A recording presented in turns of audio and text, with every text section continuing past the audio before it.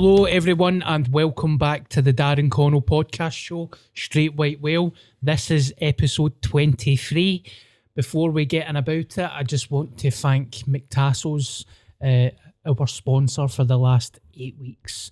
Today is the end of their sponsorship, so I just want to thank you very much to McTassos. It's been a fun 8 weeks. I've said I've sucked Ange Postecoglou's banger for a gyros, and I stand by that. I would do horrific, horrible things for a gyros from McTassos instead of paying £4.40. Do you know what I mean? Is that how much you value your blowjob skills, mate? Aye, that's how much I value my life, my soul. So thank you very much to McTassos. As always, they've got a wee food truck up at Kelvin Way, and they've got a new business up at the Fort. So go and check them out, and no doubt they'll sponsor the podcast sometime in the future. But we've got a new podcast coming up, and it's a lawyer. It's a lawyer friend, and it's Argue. Arju. Alan Arju.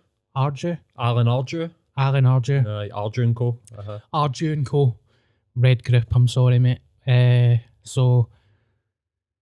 I mean, do I need to suck his banger as well? Yeah, I mean, this is just descending into absolute chaos. Come on into the studio and get it out, Alan.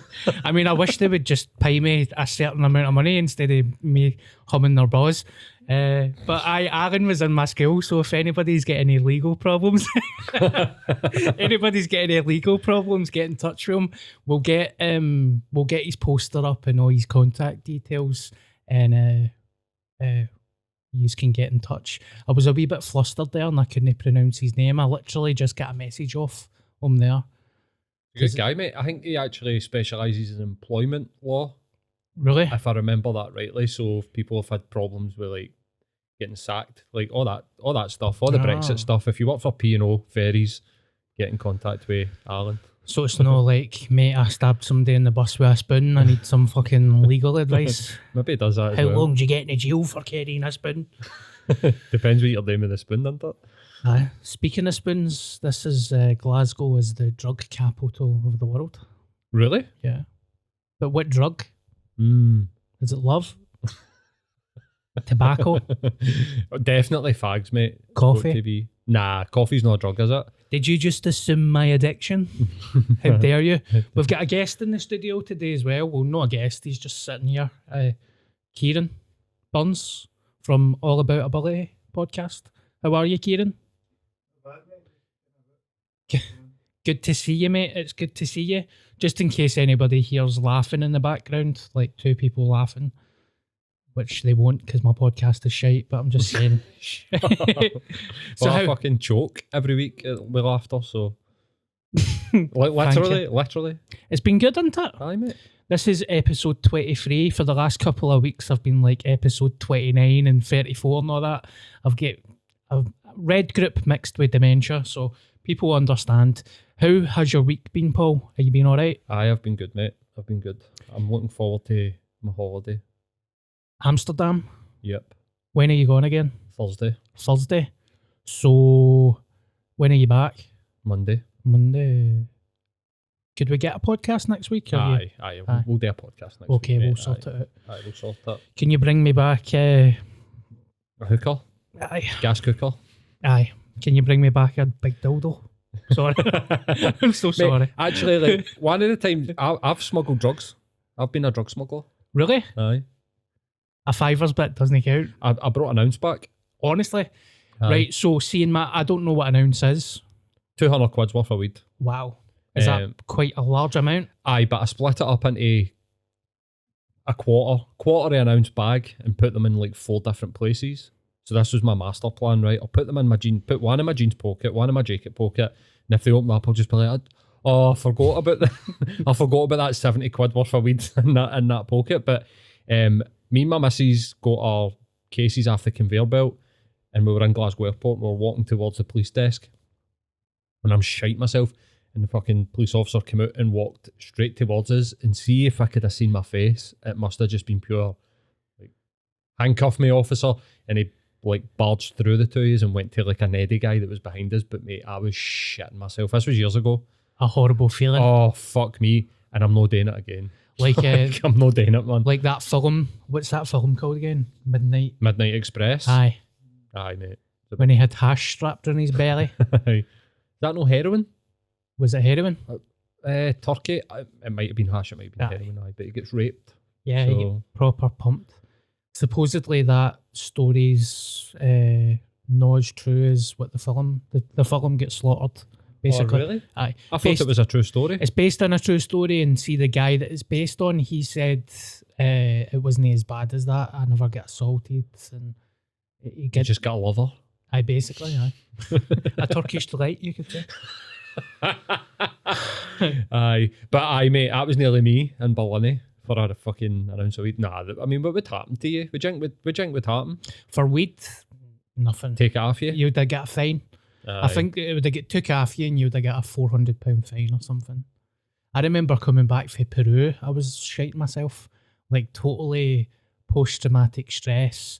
I went over there with a beard. My beard was just as big as yours, mate. So No, it wasn't. But it was bright ginger.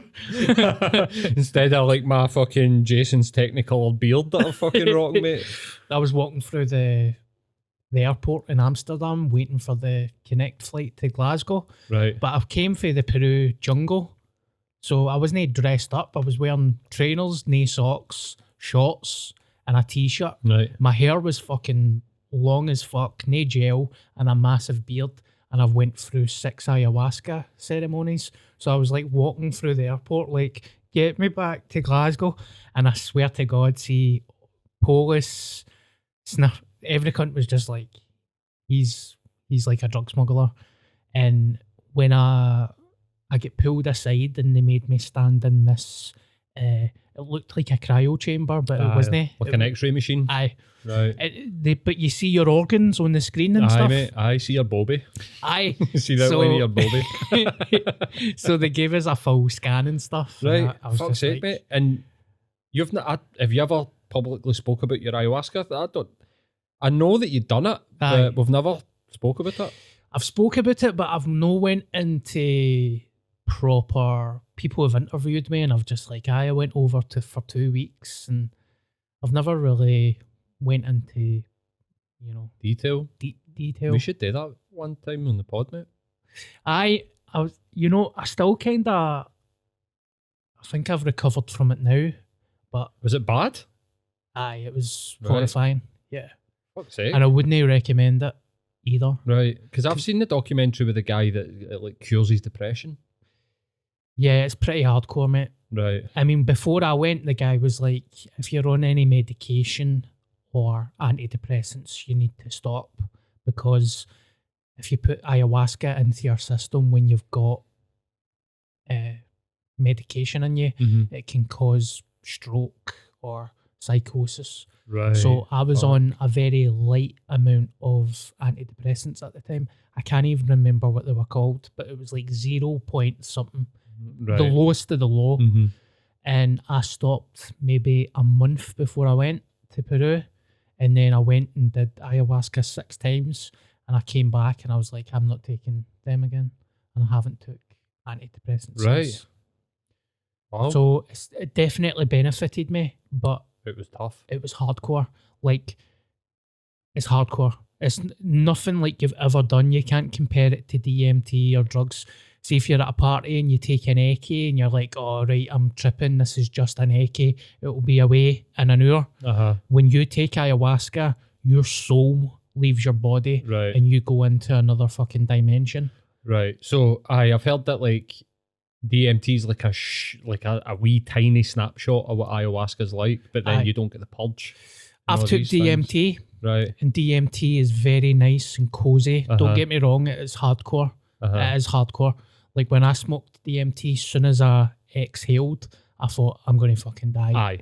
When I smoked it. Uh-huh. But it's 10 minutes and it's nice and you can have a cup of tea after it. Ayahuasca was like 4 hour long Right. trip. You're meeting your demons, are you? You're purging. I never purged at my arse, You just vomited. just vomited. Right. So Yeah, it was pretty terrifying, man. Did you do it yourself? Did you go over yourself? I went over where it was what are they called? Shaman? A shaman. And I met an actor on a job that I was sitting on the acting job having a cup of tea. Uh-huh. And I just heard him talk about it to somebody. And I was like, mate, how do you know that? And he's like, I go over and I help people take it. I was like, I can't believe it. And he sent me all the details. I signed up. I went over. There was like 13 people there from all around the world. And it was just in a wee hut. They give you a hut for 2 weeks in the Amazon jungle. And I had a bed, a table, a candle, and I took over some books. And that was it. No phone, Fuck's sake, mate. nothing for 2 weeks. Mental. That's craziness, man. I will need to go into that, man. What the experience was like one time. I'll tell you a funny story, right? He's like, see, no matter what, don't masturbate. You cannot masturbate. Don't have sex. It's a full cleanse. You need to just restart. For how long? For the 2 weeks that I was there. Right. So I lasted 4 days. And that was like the longest in my life. And what was an ayahuasca wank like? It was pathetic. Was it worse than the Daft Punk one? It was. I feel like I just talk about having wanks on this podcast, but it was. You're there with. There was a group of people there, and they're all like hippies and stuff. So everybody's walking about topless. Everybody's beautiful. You're lonely as well, and like I've had a wank every single day since I've been 12. You know what I mean? At least 5 wanks a day, easy. 2 in the morning, 2 at night, and 1 in between.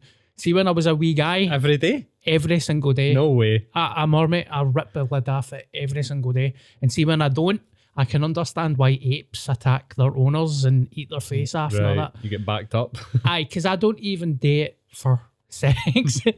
It's like an MOT. It's like a wee release valve. But Aye. You're Bobby. But aye, the wank in the jungle, it 5 wasn't a even... day habit, mate. Fuck me, man. What's the most you've ever done a day? Oh, when I've had hangovers and all that, it's been double figures, mate. Easy. 10 a day, man. How many Easy. wanks do you need to have before you die, Jank? Mate, I've had wanks before I've went to my bird's house to have sex. Was that like the mad fucking... What was that movie? There's something about Mary, where he's pure, you need the pre-game. I don't even think it's a pre-game. I think I'm just a fucking animal, mate. Don't get me wrong. I say I'm a bit better as I get older, but it's still 5 a day. So what's that fucking cum shot like when you're in double figures, man? Is it just a whistle, or like does it just sort of like drip out like a wee tear? It's not even hard, man. It's not even hard. But the Fuck's jungle sake, wank, mate. it was... The jungle wank. Oh, episode name, man. Fuck me. The jungle wank, it's like in a hut with no windies.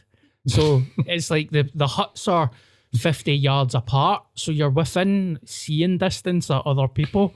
So I'm like, I have to have a tactical jungle wank here. And but see, they get the Scottish guy that I was with. He's like, look, man, just try your hardest not to have a wank. Just try your best. If you have a wank, it's okay. But, just try your best to not have a wank. Right. And then I had a wank and I was like, mate, I won't name him. I was like, mate, can I talk to you for a minute? And he's like, what? And I was like, I'm sorry, man. 4 days I lasted. I had a wank. And he was pure, what? I was like, 4 days I had a wank. Oh, all right. He's like quivering. His fucking lip is quivering and all that. He's like, no, it's fine. It's fine. And I was like, what? I'm just being honest, mate. So he went and told everybody that I had a wank. Oh, what a And dick. they kind of shunned us for half a day, mate. And then see, the next time I took ayahuasca, it was fucking horrible, man. See the trip, it was terrifying. And he was like, that's because you had a wank. Right. All right. So it's like because there's this whole thing about like that's your life force. Yeah. You shouldn't give that away. Like nature intended that to be like, used to make babies. Mm-hmm. Don't waste it. You Well. only have a finite amount of fucking cum shots in you. And if you run out by 50, then your dick will stop working. Really? Well, I've been doing 5 a day since I've been 14, so I must be scraping the barrel, man. I must be running low. Mate, I've had a cancer scare. I had a cancer scare one time, and I still had a wank. I found a lump in my balls. once. And you finished yourself. I was working with a joiner at the time because I was struggling with comedy. I was just labouring for a joiner, and I think I was doing a piss or I scratched my balls or something, and I was like, "Ah, no way, it's a fucking lump in my balls, massive lump that I never even noticed." And all of a sudden, I'm like, "Ah, I can't believe it." Straight away in your head when you find something like that, you go cancer straight away. Even if I get a shooting pain in my back, I'm like, I've got cancer. Aye. That's the type of person I'm. So I go to the GP, and it was like a young guy, man, same age as me. It's like you standing there, and he's like, "Ah, right, your pants off." And How curl up. awkward is that shit, mate? So oh my awkward, man. God. And I'm like trying to make jokes and all that. I'm like, this is worse than if I had cancer. It's kind of cold in here, mate. Your dick's retreating into your body, man. You're like, oh, I was like, buy me a drink first, mate. I've usually got more in the foreskin, mate. Aye. Honestly, mate. Honestly. He was kind of laughing a wee bit as well when I was giggling. It was just awkward. And he felt it, and he's like, you know, I can't even remember the medical term, but he's like, this is really common. It can be a build up of fat. It's like gristle or Aye. something, isn't it? Like fat gristle. I had the exact same thing, mate. The Aye. exact same thing. I felt a lump and was pure, oh my God. Went to the doctor and he was like, nah, that's just something that happens. And I'm like, oh, Aye. great. So, but getting your balls out, getting your dick and balls out in front of a GP. aye. As you're curled up in a ball, facing the wall, he's in about your arse, and you're turning like that. Is it cancer?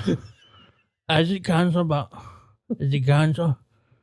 No. He's like, just need to double check. Oh, triple check it. Here, wait, you taking your trousers off for? Have you got cancer or not? Fuck's sake. Oh, we'll get cancelled for that. This isn't even my GP, man. We're in the fucking cupboard. But I went home, right, and I was like proper doom and gloom. Am I going to die before I'm 50 and all that? And that lasted like 20 minutes. Next thing I know, I'm like, jerk off instruction. Sure. Jack off instruction in doctor's waiting room. Pure Jada Smith feet. Jada Smith feet. Speaking of Jada Smith. I knew we were going to talk about that. Speaking of Jada Smith, everybody spoke about the Will Smith incident. I've got a hard on now. Thinking about that cancer scare. I'm on my third wank, man. I've got 2 left. Right, we need to talk about the Will Smith situation. Right. Everybody in the world's seen it. Everybody's had an opinion on it. But fuck it, it's my podcast. We need to speak about it. Aye. For anybody that doesn't know, which everybody knows, Chris Rock said a joke on stage. Will Smith snapped and went on and slapped him. What's your opinion on that? I think it was fake, mate. Honestly? Aye, mate, it looked fake as fuck. I mean, what guy laughs, takes a full-blown fucking slap to the face and just, like, has a laugh? Why would it be fake, though? I think the Oscars want to be relevant. Mm-hmm. I think they're trying to... I mean, what they saying the video... It's like the most watched video, and I don't know, man. I don't know. There was something... Right, maybe I don't think it's fake, but there was something fishy about it. There was something... The thing that makes me think it wasn't fake is Chris Rock's reaction. He's sort of looking off to the side, like, what the fuck just happened there? I don't know, man, but there's the photos of him bracing himself, leaning into it. I don't know, man. I'm between this, like, what happened there? And that looked fucking fake. Right. It looked fake, but I don't know if it was fake. Like, Yeah. Do you know what I mean? It looked fake as fuck. Like Will Smith pure getting up and doing the big movie slap and then I'm laughing. You know what I mean? Like, see if that was a full force slap to the face. That's like a punch, mate. Like, I was saying to my mate, like, have you ever been slapped full force off somebody right in the jaw? It's this art. It's indistinguishable between a closed fist and an open fist. Yeah. So either Will Smith's a fucking pussy and doesn't know how to throw a punch, which I don't think, because, you know, he played Muhammad Ali and he trained in boxing for fucking... So that cunt knows how to throw, right? And it barely fucking moved him, really. Yeah. So I'm like, what happened there? But here's what I don't like. One, I don't think anybody's words should be met with violence. Just flat out. Like, I think it's pathetic if you need to resort to that. I don't like the fact that, you know, the sort of like macho man going up to save, he's, you know, like, I'm gonna protect my woman, and I don't like the precedent being set that it's all right to jump on stage and slap somebody for a joke, no matter how terrible the joke was, because it was a terrible fucking joke. It wasn't even a joke about, he was like, I just did a joke about G.I. Jane. No, you didn't. You made a joke about her alopecia, and she clearly didn't fucking like it. If you seen her face, she was like upset. But I think for comedy, that's horrific. Like, no matter what, I seen somebody tweet, stick Jada and Will at the front row of a Frankie Boyle gig. Yeah. You know what I mean? Like, cunts get ripped. Yeah. Like, their appearance, anything about them. Like, if you sit in the front row of a comedy gig, you're getting, you know, that's like a stereotype. And I don't like the idea that people think that they can just jump up and start slapping cunts or start hitting cunts for a joke. Yeah. And I'm kind of like, obviously I'm nowhere near Chris Rock, but I'm a stand-up comedian, and I've been in some dangerous situations of being close to getting attacked at comedy clubs. And I'm the same as you. A joke should never be met with violence. It doesn't matter what is said. It kind of comes to the point that if you can't deal with that, then you've got a problem. It's not the comedian's fault. You know, especially a joke about that. I mean, I know that she's got alopecia and it must be tough, but it's not exactly the most offensive thing in the world, is it? It was a throwaway comment about having a skinhead. I never knew she had alopecia. I don't think Chris Rock knew. I mean, Joe Rogan was talking about it the other night. He doesn't know that she had it. She's been rocking that fucking look for about 10 years. She looks amazing. It was a shitty wee throwaway joke. Plus, I mean, I lost my hair. If anybody commented about me losing hair, it is a wee bit hurtful, but I would never fucking attack them. Anybody making a joke about anything in your appearance is kind of like bottom of the barrel, isn't it? It's like, if you're going to, it's like the playground. You know, what's the first thing that they do in the playground to bully you? They pick on something in your appearance. Yeah. So it is kind of shite, and you're like, well, it was a shite joke, but like, aye man, it's just that, isn't it? It's like, you remember I came to that, it reminded me of the Jarvis Cocker thing. Do you remember that, when he went on stage and he pushed Michael Jackson because he was like surrounding himself with wains and he was a fucking pedo, right? And supposedly. Well, allegedly. I beg allegedly. But there was pure uproar, you know what I mean? Like, what the fuck was he doing? It was like people questioning Jarvis Cocker's like mental health. Yeah. There's been none of that for this because I don't know, man. I don't know why, but it's been a weird social media response of that's protecting your woman. And at the end of the day, an amazing stand-up comedian said a shit joke. We've all said them, right? Sometimes I say things on this podcast and I know it's cheap and cheesy, but you just say it for a laugh. It's a throwaway shitty comment that shouldn't really have, you know, who cares? See, if they never responded, it would have been over and nobody would have spoke about it ever again. I think it would have been more powerful if he just shouted. Yeah. To like keep her fucking name, you know, like what he did. Yeah. Without having to go up on stage. Even at that though, that still would have been embarrassing, I think. Well, aye, but I think it would have been better. Yeah. Than what happened. And even like, I seen a lot of commentary of people being like, oh blah.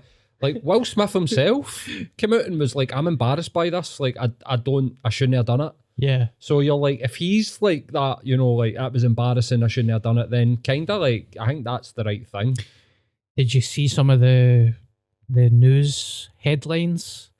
No. One that made me cackle was, I can't remember what the outlet was called, but it says cuck meltdown. Oh fuck, I know, mate. What's this all about? Like, it's weird. Like, Will Smith and Jada Smith have got an open relationship, and the rumours are that Will Smith's got a harem of women, as would be expected by a multi-millionaire, you know, 6'3", fucking good-looking actor. He'll have all these women. And they're like, oh, he's a cuck because other guys get to shag his bird. And it's like, wait a minute. Like, so he makes that choice, does he? Yeah. That's up to him, what type of relationship, sexual relationship that she has with other people, and I think that's her decision.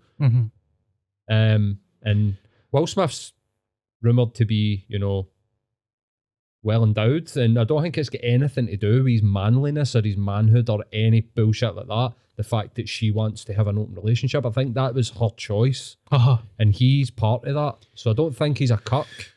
But what's wrong with being a fucking cuck? Like, if you like watching guys ramming your bud, like, what is there anything wrong with that? Like, there's just a whole load of shame about other people's sexuality and their choices. Like, if that's what you're all about, like judging other people's sexual choices, like, go and fucking stick your head, man. Like, but aye, it is a shite fetish to have, though. I think no to have if you've got it. I mean, if you've got it, then that's fair enough. Whatever floats your boat. You know what I mean? Suppose if it's like equally in agreement, you know, and you're standing there watching your bird getting pumped. Fuck. I don't think that's what they've got though. I think they've got like an open relationship where she can do what she likes, he can do what he likes. Yeah. And if it works for them, more power to them, because that's not like seen as normal. You know what I mean? I think it's probably more normal than what we would fucking like to admit. Yeah. Because nearly every cunt that I meet's cheated on, do you know what I mean? Or like went and done something. So I don't know. Maybe being monogamous and try to stay just with one partner for like 40 years. Maybe that's no fucking normal. Yeah, that's not normal. I don't think that's normal. I'm open-minded. I need to get a fucking bird first. I'm saying, I'd be doing this and doing that. I can't even get a date. I've got an open sexual relationship with myself. I so 5 wanks a day since I've been 14, and sometimes I watch myself in the mirror, sometimes I don't. But it's a shame because King Richard, I'll be honest with you, I never really knew what it was about. I was bored, walked into the cinema, went to see the first film there. It was King Richard, and you know, I've got no interest in tennis whatsoever, didn't know anything about the story, and then watched that film and it got me emotional. I was crying. I thought it was beautifully shot, amazing cast. Will Smith was amazing in it, and after it I was like, if that doesn't get some type of Oscar, that's a fucking crime. So it was such a shame because he essentially ruined it. You know what I mean? Overshadowed it, didn't it? Really? Yeah. But King Richard was a great movie. I think I watched that on your recommendation, actually. Yeah.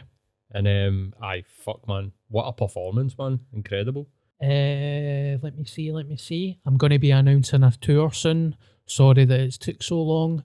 We're just going through the final stages of confirming dates with the venues. We've got the dates, we've got the venues, but we're just confirming the dates.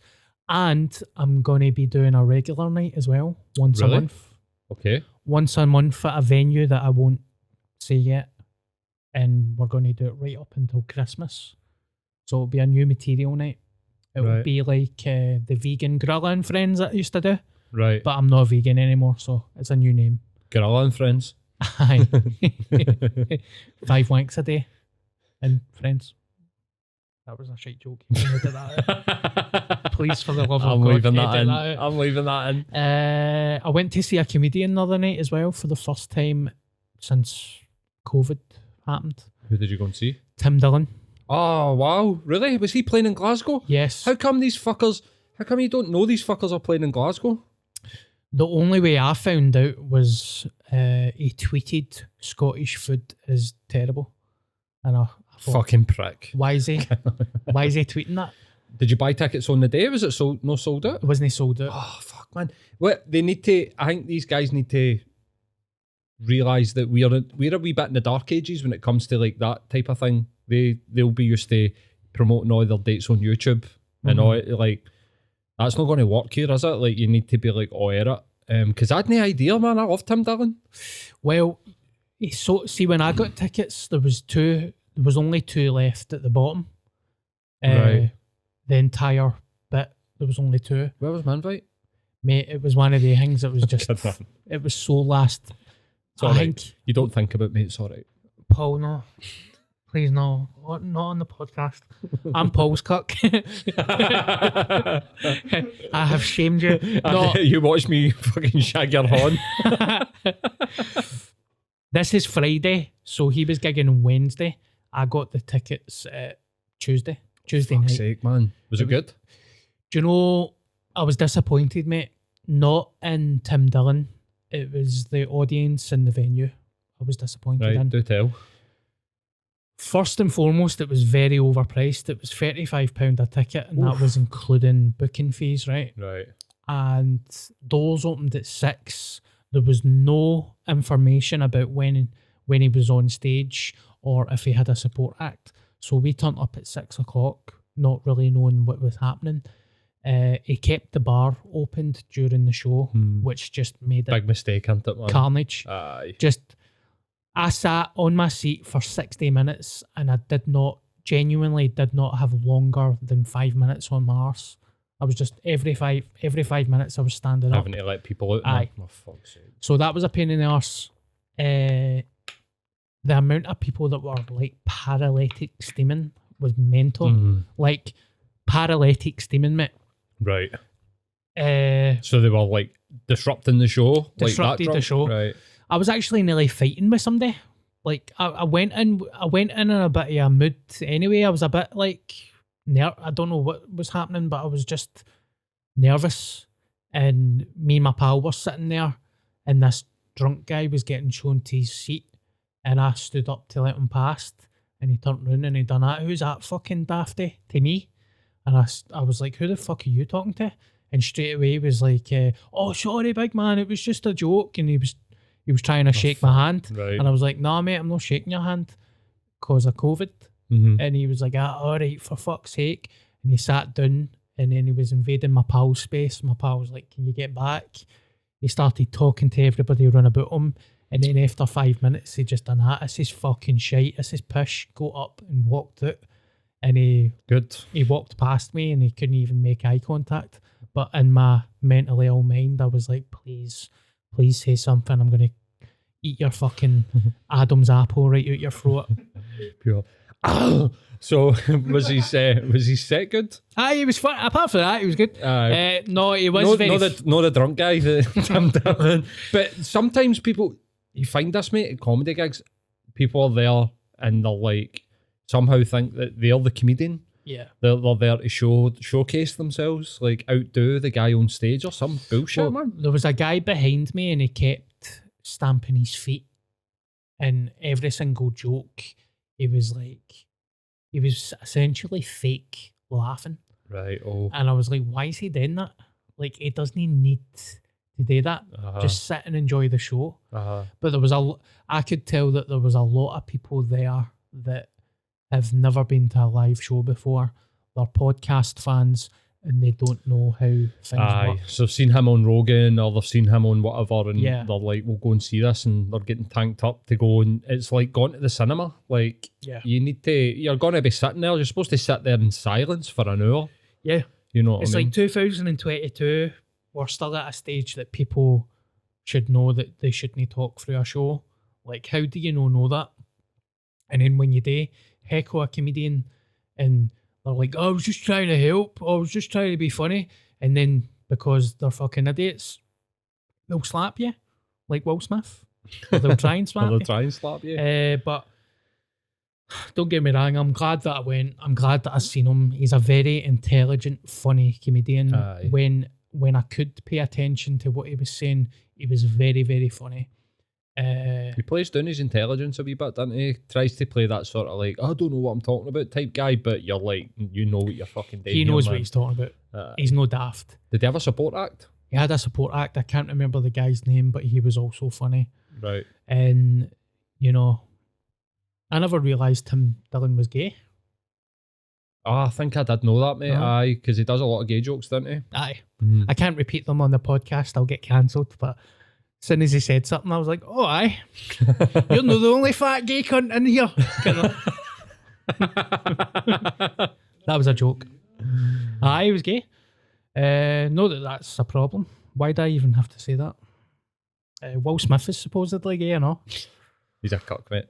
Uh, Cuckosaurus Rex. Right, so Tim Dillon was good. I enjoyed that, even though it was £75 for 2 tickets. That's craziness, man. See, for comedy, I don't know if I'm speaking out of turn, not 20 quid. I mean, it's different. You've got to see a band at the Hydro, and they're coming out and they're playing like a fucking 2.5 hour set, and they've got a back catalogue. But to go and sit and watch somebody tell jokes for an hour, really, support acts on for what, 10, 15, 20 minutes max? I think I score, man. I think 20, 25 quid, and then you're ripping the piss, you know what I mean? And see if you can't keep the bar shut for 60 minutes, then you've got a problem. Aye. See if you cannot go 60 minutes without a drink, you've got a drink problem. Aye, I'd You've say got- so. Do you think the venues are funny about that because that's their bread and butter, isn't Probably the venue then, it? Right. I would imagine. Aye, they But don't want to shut it the bar. made it unbelievably shite. Well, any established comedy venue that you would go to, I think anywhere that I've been to one, they will shut the bar. And it's for that reason. Yeah. Can't have people, I mean, Frankie Boyle sets, he's like, if you need a piss, you're not getting back in. Yeah, I mean, I can understand, even though that's a bit intense, but I understand why he does that. I would never do it. And I've had the bar opened up to a certain point because I get it. But you can't have the bar open during a show. It doesn't matter who you are. And see, when this fucking £35 a ticket, we're sitting in the Glasgow O2, it's ice cold, no heaters are on. Mm-hmm. Like, what are we paying for here? Like, we're sitting in a fucking Oh, is it fridge. freezing as well? Freezing, Oh, ice for cold, fuck's mate. sake. Cunts have got their scarves on. Oh, Like, fucking shittering hell. cold. That was it snowing as well that Aye. day. Aye, it was fucking So- Baltic outside. I mean, for a gig, a music gig, you get it. It gets sweaty, people are jumping about, but Aye. for something that you're sitting down, Like, I'm sitting watching Tim Dillon like that. fucking Mental. make some complaints, man. I know. O2 Academy, fucking wankers. When I bring my new material night back, it's not going to be arseholes. It's going to be more established acts doing material. So I'll get people that are good and I'll say, look, go up with your pad, your pen, you can do whatever you want. And I'm going to make it £8 a ticket. I think £8 a ticket's all right. That'll be isn't it? good. Aye. That's not too expensive. No, not at all, mate. So there we go. Tim Dillon. I know. I'm gutted, mate. I'm gutted that I didn't know that, man. Do you know I was Other going went? to? I was going to ask you, but I don't know why I never asked. I was just 'Cause wanting you don't to- like me. I do like you. I do. Let's talk about this. Let's iron this out. No, it was just one of the ones that was so last minute, mate. Aye, mate. It was don't be so last daft, minute. mate. I'm bamming you up. But I went to see Batman. Yes. Somebody on Twitter was asking, had I seen Batman yet? And I went to see it. Tell me your thoughts. I would say mixed emotions. It was good. Yep. It looked great. It looked fucking phenomenal. Like, I thought the cinematography was beautiful. I actually thought that Pattinson was an alright Batman as well, but I think it lacked something. I remember feeling like this with Batman Begins, right? I remember leaving the pictures and thinking, my mom, leaving the cinema and thinking, don't know, man, like, I'm struggling to say I loved that, but I liked it. But then as the second one came out, and then I went back and watched the first one, I was like, I love that. And now I love Batman Begins, so I'm sort of holding off my final judgment until I get to watch it a couple of times to see what's coming next. But You're going to watch that more than once? aye, I'll watch it again. You don't I think you watch it struggled, mate. again? I struggled with it. I think I struggled with it a wee bit as well, but there was enough there to be like, I'm going to go back and give that another go. I'm not going to go back to the fucking cinema and watch it, but I thought it, like I said, I thought it looked great. I thought the story was good, but I thought there was something missing. I don't know. And the Penguin was Colin Colin Farrell. Farrell. I know, did mate. not know that. Unbelievable, eh? What a transformation. Like, fucking, can you believe it? Crazy, isn't it? Mm-hmm.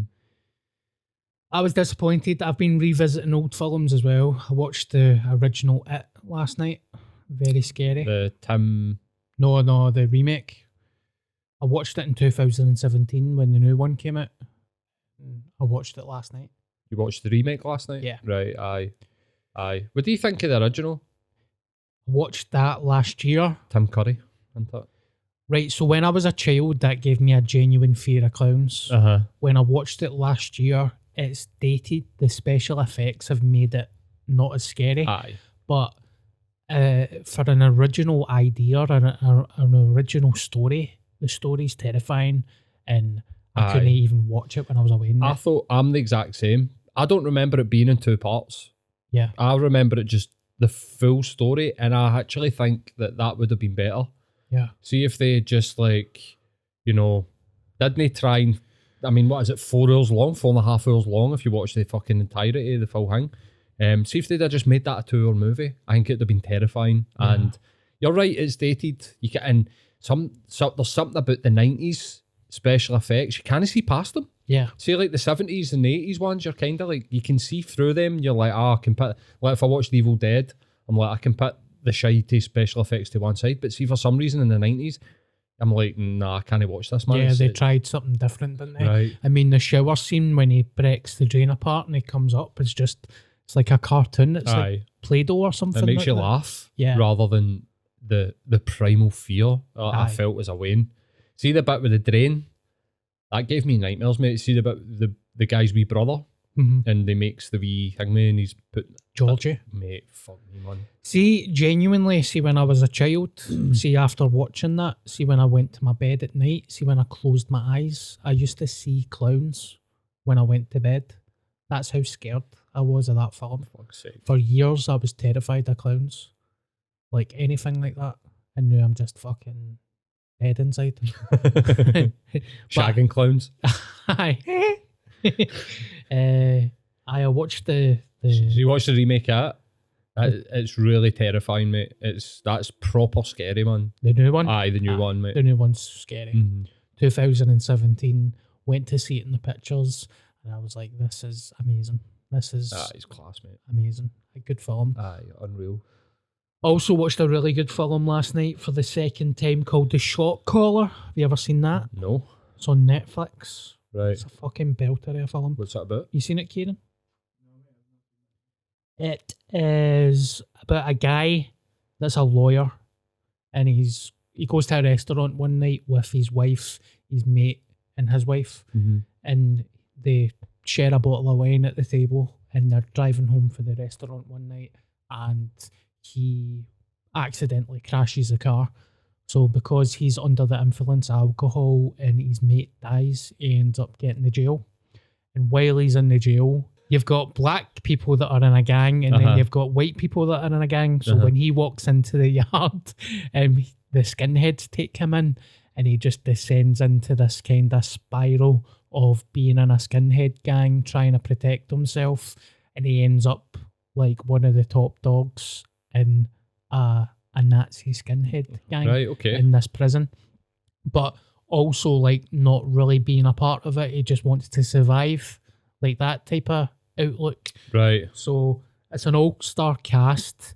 The guy that played the Punisher, do you know that guy? I know who you're talking about, but I don't know his name. I can't remember his name. He was in The Walking Dead as well. He's in it.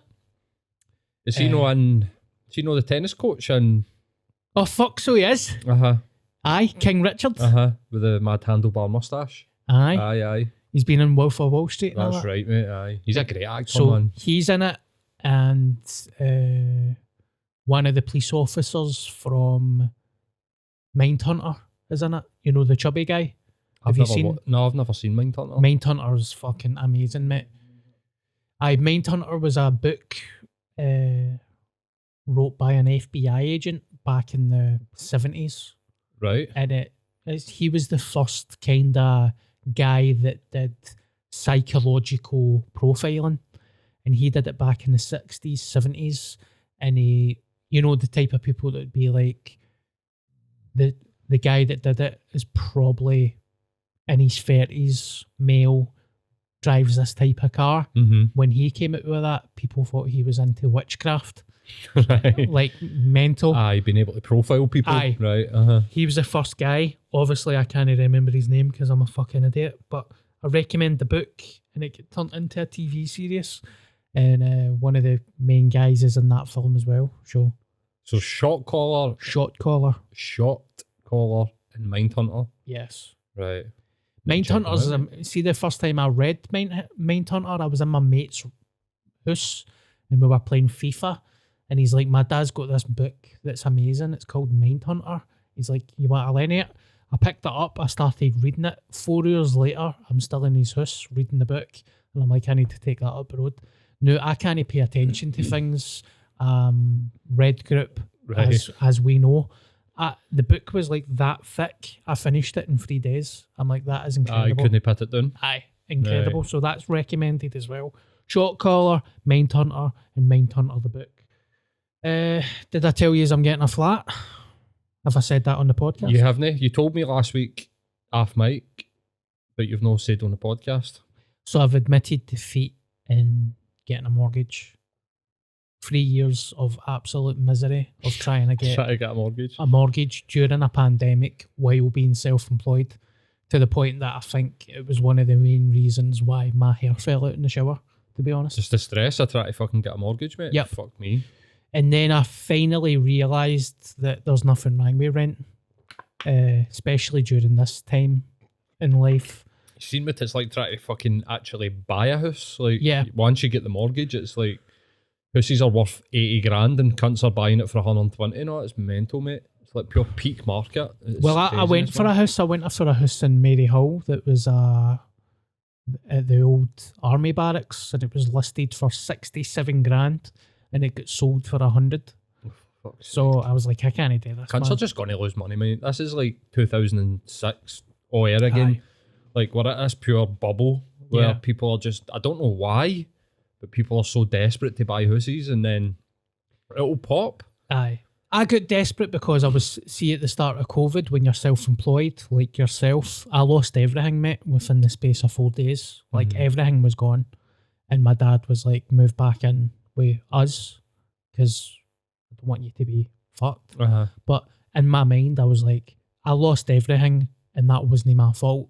So if I get a house, then that's essentially a pension, and I'm thinking about the future, and if anything happens, I can rent it out or sell it or whatever. But I am fortunate enough that I'm going to get renting a flat. I'm moving in next month. It's got a bath in it, mate. A fucking bath. Self-care Sundays. Expect my Instagram posts to Sausage to go legs for it. in the bath. So, You ever had a wank in the bath? mate, I've had a wank on a bus, man. Never mind in the bath. Or a bus? What? Fuck, I had a wank during this podcast, mate. Dry one against the leg. I've had a wank in the bath when I was young, but it was shite. It was fucking shite. Because you're kind of focused on, right, everybody's going to hear the splashing noise. You have to kind of push yourself up into a frost. Your banger's hanging out the bath. Fuck it, man. It's a waste of time. I just want a bath bomb and get the tunes on. A wee bath bomb. Well, I had a bath in Dundee when I was doing panto once, and I fell asleep in it. I woke up, I felt like I was drowning, but there we go. Dana Whitney. Terrible. How? That's how she died? I love Whitney, man. Do you? Aye. You ever heard the story about Bobby Brown and Whitney? I don't know if it was in somebody's book, where she was constipated because of the crack and the heroin. Obviously, like, Train Spotting talks about that when you're taking fucking intravenous drugs. Like, you don't go for a shite. Like, your body's shut down. Like, literally, your body's not working. So, like, you don't pass fucking, you just don't eat, you don't shite, right? And then when you come off it, you hit the withdrawals, everything just empties out. But she must have been, like, in the middle. I mean, I don't know if she ever off it, but, and he got a fucking spoon and put the end of the spoon up her arse, and she fucking shat out of his face. Wow. I mean, I wouldn't exactly complain. You're getting to spoon Whitney Houston's arse. I mean, I bet she took a fucking diarrhea dump right in your mouth, man. Aye, You would be fucking complaining about that's that. true. Bobby Brown has got some absolute amazing tunes, by the way, for such a horrifying bastard. Was he bad? Aye. Was He he? was, I think he was abusive. And Oh, was he? mentally, Right. physically, he was a maniac. But have you heard My Prerogative? Aye. Fucking tune, mate. Aye, for sure. Same Absolutely. with Whitney, man. She's got some good tunes. Aye, mate. The Bodyguard. Fuck's sake. What a movie. Aye, it's amazing. Aye, it's brilliant, mate. Genuinely, I'm not even trying to be funny. Like, it's fucking, what a movie, man. Soundtrack's incredible, man. It's Aye. unbelievable. So I'll be playing her soundtrack in my new flat in the bath. Kevin Costner. I mean, how unbelievable is that story? Like, that Kevin Costner could pull Whitney Houston. Yeah. Fuck that, man. Bullshit. Maybe he could have. Could he? Fuck. Supposedly he's in love with her in real life. Not Oh. recently, because Back then, was he? I think he'd a lot to do with that movie, didn't he? Did he Yeah. know, like, direct it? Is that no, like... I think he had a big part in casting her as well. Right, did he? Is that a bit of a Tarantino and fucking Uma Thurman job? Aye, he's like, Very I want good. to suck your toes in this scene, and you're like, but it's my Moz for no. What's that got to do with anything? No. Have you watched Euphoria? No. No. So it's a TV series, HBO, Euphoria, right? And there's a bird in it. Don't know what age she is, right? But she's got an absolute smashing set of tits. No, she's supposed to be playing like a 17-year-old, but she's at least 21, 22-year-old, like 100%. I might look It's all right up. for you to say this behind the camera, you cunt. I need to sit here with a straight face Right. as you're saying all that. I'm going to look it No up, right? emotion whatsoever. I'll look it up, right? But something creepy's going on with this TV series. I'll tell you in a wee second. Euphoria. Let's make sure that we're not talking about a fucking minor here. There she's there. Sydney Sweeney. She's born in 97, right? So she's like 24. Right, okay. 24-year-old, right? She's got an incredible set of tits on her, right? Right. Every episode, the tits are out. Every single episode. Somebody on that show's had a hard on for her, man. It's like she gets naked in every scene. Yeah. And you're like, Euphoria, like, you're not allowed to watch it. But she's even come out and commented and being like, I felt uncomfortable with the amount of nudity that I was asked today. Nobody else in the show was asked to. I don't even think you got to see anybody else in the show actually naked other than her. That's crazy. Is that the one when you said the chubby girl gets a sex tape? And then Yeah. she starts on OnlyFans and. I mean, I can understand, right? But even like Tarantino with the feet, man. Like, what's the American one? The Once Upon a Time in Hollywood. I mean, I'm sitting there, right, and I've said that I find I've got a bit of a foot fetish, and when a woman wears a high heel, I'm into that. And I'm watching it like I'm watching his film, thinking, "Fuck's sake, mate, you're taking the piss." Do you know what I mean? So you know, done like pure pan shots to like a foot. Aye, and there's just like random shots of birds' feet in it, and I'm like, that's creepy as fuck. Like I expect something to happen with him in the future. Aye, A Me Too thing. What I was going to say the exact same thing. How is he not been Me Too'd? He must have, man. Like, Well, perfect example. What's the one with the vampires? That film? From Dusk Till Dawn. From Dusk Till Dawn. See Juliette Lewis. She plays a 15-year-old in that film, right? And there's a foot fetish scene in that film that he's staring at her feet. Now that is fucking disgraceful. And I don't know how that's never been brought up. That was written by Robert Rodriguez. All right. I think. And Tarantino and Robert Rodriguez were Harvey Weinstein's proteges. And Tarantino said that Harvey Weinstein was like a father figure to him. So, I don't know, man. That's creepy. I don't know. I've got a feeling. I've met Tarantino. He smelt like a fucking Doug's arsehole, mate. He was fucking... Not only that, he was a fucking arrogant prick. Yeah. An utter... Just that... See that way where you just seen him and you're like, oh no, this guy's a fucking arsehole. Yeah. He was like that. I met him on a Wednesday in Virgin Megastore. He did an in-store. Oh, aye. And then on the Friday, he was on the Jonathan Ross show and he was wearing the same clothes. And when we seen him on the Wednesday in the Virgin Megastore, he'd stains down it. He was stinking of shite, mate. He was barking. See that like sweaty, pishy. He looked and acted disgusting. So I've got a feeling, mate. I've got a feeling that he's going to end up getting dragged out of the coals at some point. Yeah. Not unless he's just been, I don't know, no done anything. You know what I mean? Well, I mean, that scene is shocking. In the Kill Bill Volume 2, there's the scene where the actor spits in Uma Thurman's character's face. He stipulated that he must do that scene. He wanted to spit in her face, and she's commented and saying we did it a wee bit too many times as well. So and he stalked her. Yeah. She's also came out and said the feet thing as well. She's like, that's weird. Wiggle your toe. Yeah. And then Pulp Fiction, the characters in their bare feet, and there's like the scene where she walks into the room and it's like a minute of her feet. Yeah. It's creepy, mate. That is creepy. And I'm a toe goblin. No, but right. I'm a toe goblin. You've got a foot. You're a toe goblin, right? If you find somebody that is like into that, consent, go for it. But see, when you start to write your sexual fantasies into a script, I think then you're abusing your power as a filmmaker and a director. Or maybe no, actually. And I'm just thinking, like, so many of them must do that. Like, yeah, must use their own. It's the fact that he used to just work in a video store though. Like I knew a guy like that. There was a video store in Bishop Briggs. What was it? Global. Global Video. I can't remember the guy's name, but he wasn't Scottish. He was Scandinavian. I'm not going to name him if I do remember. Sven. Hi. But he used to we were all 13 and 14, and anytime we went into the video store, he was just this Rain Man knowledge of films, but he used to buy his booze and stuff. He was a creepy bastard. Right. Creepy bastard.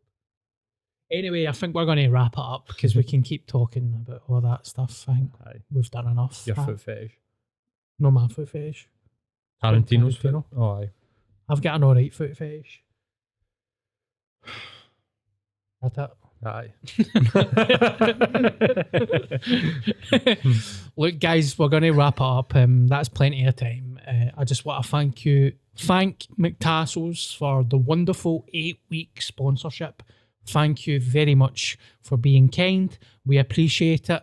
And we will get another podcast in before Paul goes to Amsterdam next week. You've got a treat to talk about me, you cunt. You're going there to get pegged, get full of fucking mushies. Anyway, can't wait, mate. Can't wait. What happens in the dam stays in the dam. As always, the sponsorship fee goes towards the studio rental. So if you'd like to buy me a coffee through the coffee app, then that goes towards me. See you later, everybody. Fuck Will Smith. Illuminati. Big Willie style.